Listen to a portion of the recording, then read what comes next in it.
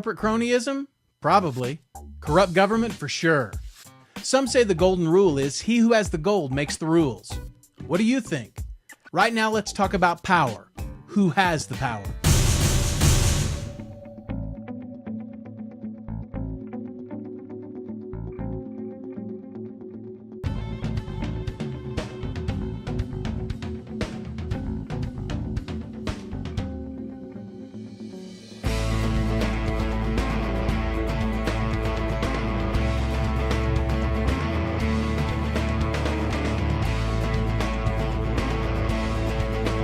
There is no question that corporations buy politicians in order to advance the corporate condition. Corporations donate millions to garner beneficial legislation and tax codes that help the corporation's bottom line. In return, the politician gets a war chest full of money to help with the next re-election campaign, a cycle that surely perpetuates the poor condition we find Washington, D.C. and all state capitals in today. On the other side of the aisle, we find similar egregious circumstances concerning unions and politicians. Unions donate millions to gain the same beneficial legislation as well as benefits provided to the unions and its members by the taxpayer. And in return, the politician gets war chests full of money to help with the next re-election campaign. How do we end the cycle? Well, for years, we've heard cries for campaign contribution reform. We hear cries to limit the amounts corporations can give. We hear cries to limit the amounts individuals can give. We've even heard an idea to put limits on how much the politician can actually spend on their campaign. Everything has to be equal. Because if your candidate gets more to spend than my candidate, the cycle continues and gives unfair benefits to those helping elect the politician, right? Well, I hate to break it to you, but contributions aren't the root of our problem. They're actually just a fruit of the problem. The contributions are simply the prickly part of the weed sticking out of the ground. The real problem is under the surface, and unfortunately, the roots are so deep, we might not be able to fix the problem.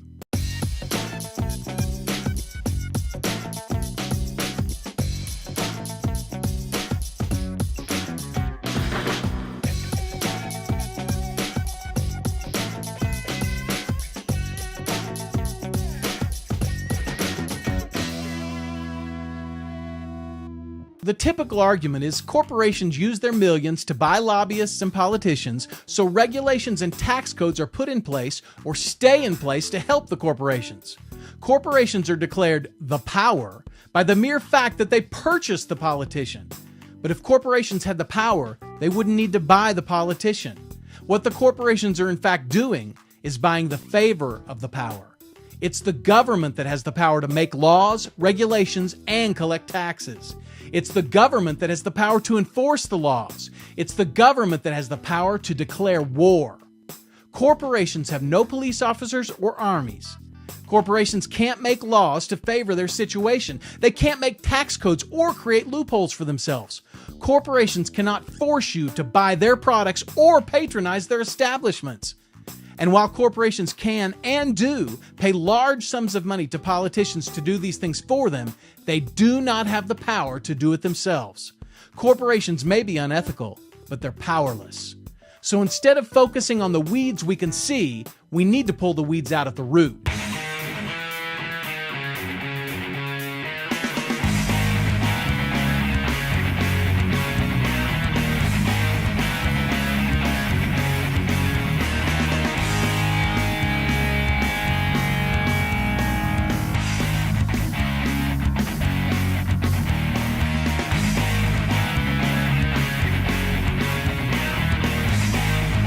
The power source is the government.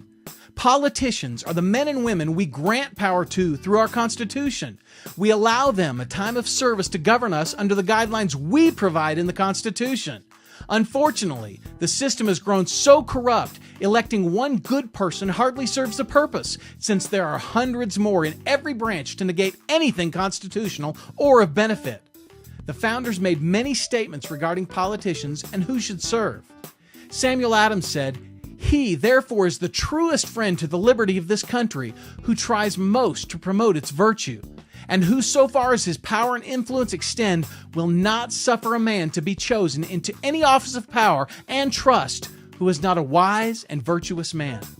The sum of all is, if we would most truly enjoy the gift of heaven, let us become a virtuous people. He also said, if ever time should come when vain and aspiring men shall possess the highest seats in government, our country will stand in need of its experienced patriots to prevent its ruin. The founders knew it was essential that we only elect men of virtue to government positions. You see, a man of virtue cannot be bought. So the money of a corporation is useless to the virtuous politician. If the politician cannot be bought, then the influence of the corporation is worthless. So the corporation has no power. And the money the corporation yields is of no value in its quest to control power. Power is not in the hands of the corporation. Power is in the hands of the government, a government that we the people elect to serve us.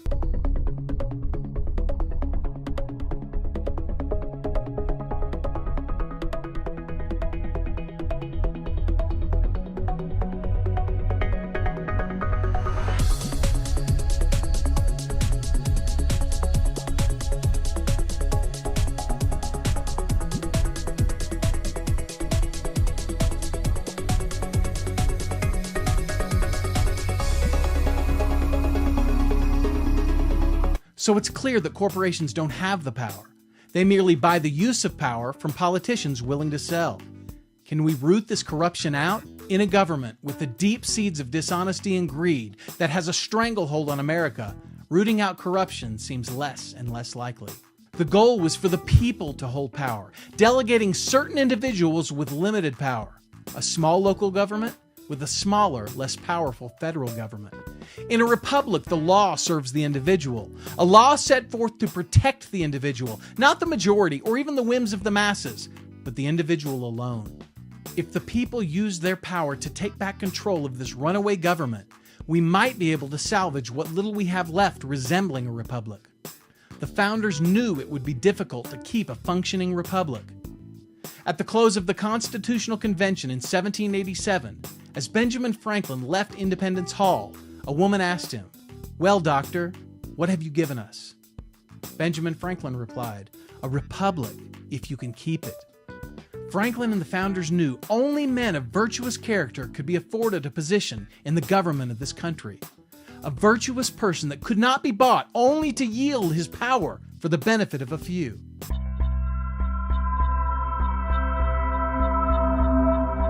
Now I ask, who has the power? I think it's clear. If you value this country, this republic, and the future of your freedom, then you must choose your government as the founders suggested. Go to the source. We choose men and women of virtue, of high moral character. We choose men and women that are incorruptible.